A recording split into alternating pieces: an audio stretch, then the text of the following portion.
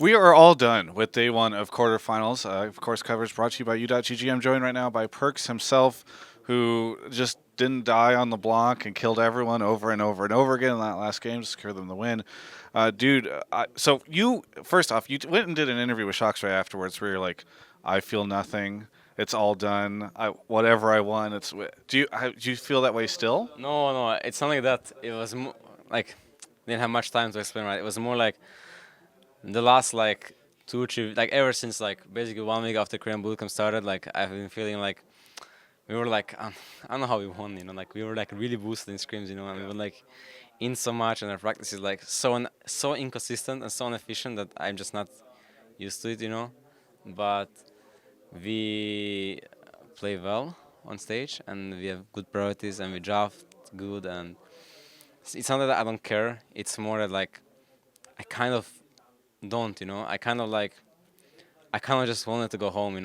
It's like I didn't have like a break for so long, and I thought that like when we were like boosted, that we're gonna lose at some point, but we are not boosted. Like we are fucking good, and we are playing really well, and I want to go all the way, and I want to take it home. Now that we're taking tournament favorite, so it's just yeah. Basically, I care a lot, and it's my whole life basically. But I'm just so exhausted. So that's basically it, yeah. So the grind is just taking its toll on you, it sounds Yeah, like. like kind of yeah. It's like I mean I know like how important is mental health, right? And kind of after like Korean bootcamp, I stopped doing my routine, where I have like very good diet and good exercise. I mean, I do sometimes exercise, but a lot, and I have like my escape tools, and I'm in Europe as well, and it just feels better.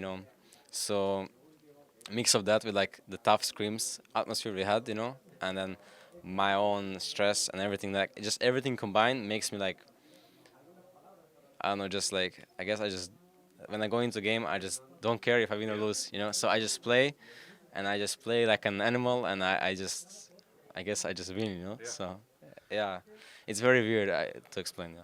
On the mental side, have you thought at all about playing Fortnite? Because it's something that I hear is really good. My friends have told me it's good. Yeah, actually, it looks like we played Fortnite, but winning this game, it looks like we played all of Fortnite. Um, I actually played Fortnite like before, like 1 year ago, Yeah. Yeah, I didn't play it. I know it's a joke, but it's like I like Fortnite, I actually like Fortnite. Yeah. Yeah. Well, so does North America, according to I Will Dominate. Okay, so our fans will probably watch this interview and they're going to be worried. They're going to be like, is he going to burn out? Because like it seems like you're on the brink of it just from this conversation. Like just how much it's been going on. Yeah. You're saying you don't even care. It's like just win or lose. Like let this get done with. It's kind of like that, but it kind of not as well. It's kind of not as well because I really like. I try my best in every scream. There was like an interview I saw from Spirit, and it's like your wins on stage come from your attitude and practice, like efficiency of solo queue and scrims. And this is like what I was striving for the whole year, basically. So I tried to like the whole year I tried to like have much efficient solo queue and as much efficient scrims, and so it actually pays off, It actually pays off. But I just like lose my composure in scrims, like my mental state because of burnout, like all close to burnout. But I'm like trying to give my like I'm not like so close, I'm just like very exhausted.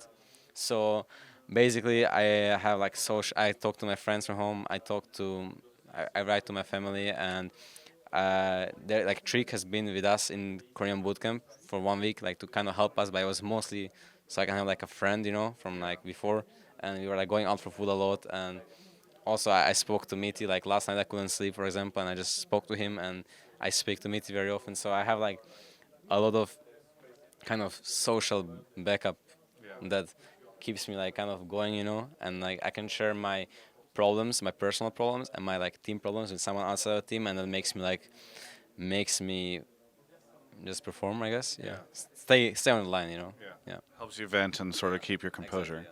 It's good to hear you're talking to Mithy. It means that TSM is helping carry you guys at Worlds, right? That's how that works? Basically, TSM is carrying us around. Yeah. That's the headline I needed. We can pack up this interview now. I'm done. No. Um, no, trying to keep it a little lighthearted, but it does sound like it's tough for you guys.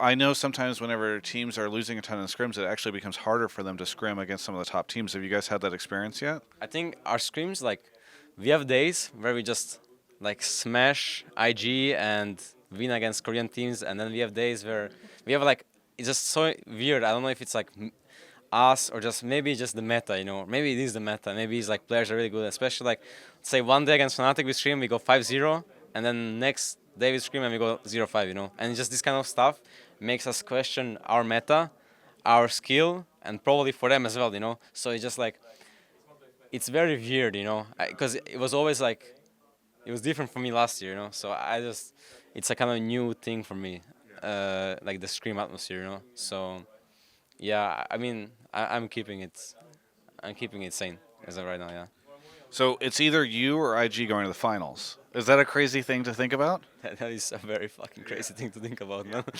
Like when you say it like this,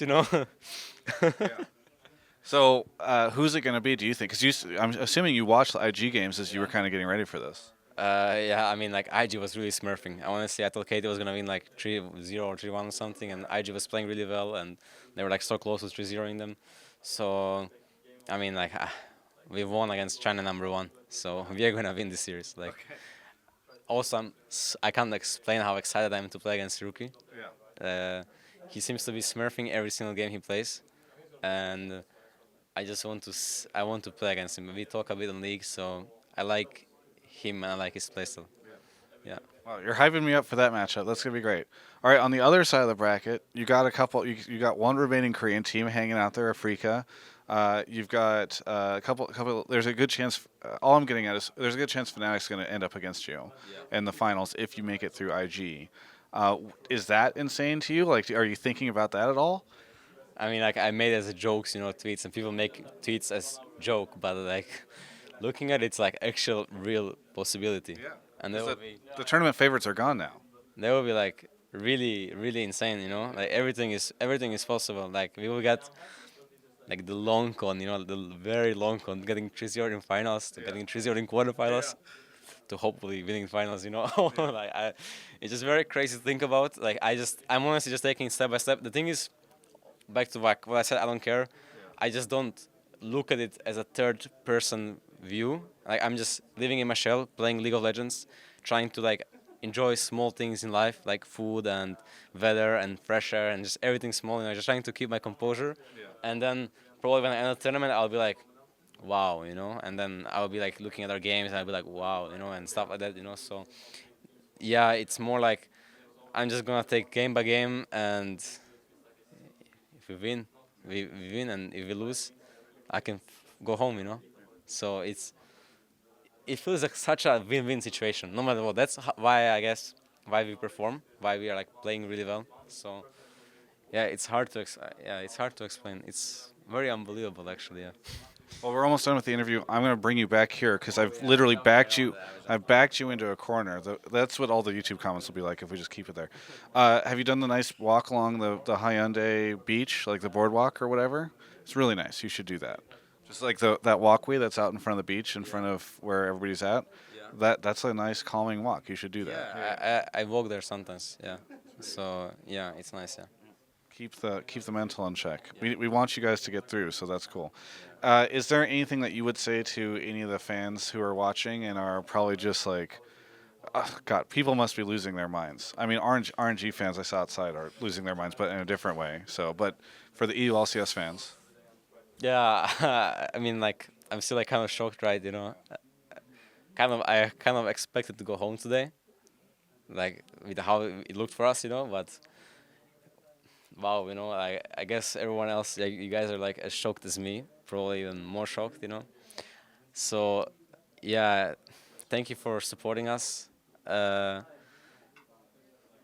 everyone's like giving us so much shit, but now that like we are winning some games, I guess everyone's gonna jump back on the G2 train. So it's always like I appreciate most like the most I appreciate the fans who are always with us, because there's actually a lot of them now, a lot more than it used to. Like to think back, like where we like had this like the whole MSI fiasco, like the vacation thing, and then like when the meme started, it's like to look at it like from there to like now, it's like such a huge shift, and it's been like even so far it's been such a crazy journey, and like I felt the whole year I was stronger than last year, but I just couldn't show it, and now I feel like I actually showed it, so I just feel kind of happy with myself, I just feel happy that I could show that to myself and to everyone that like I am the best or I can be the best, so yeah, so thank you guys, thank you for everything, and maybe Europe is not as bad of a region as people made it out to be.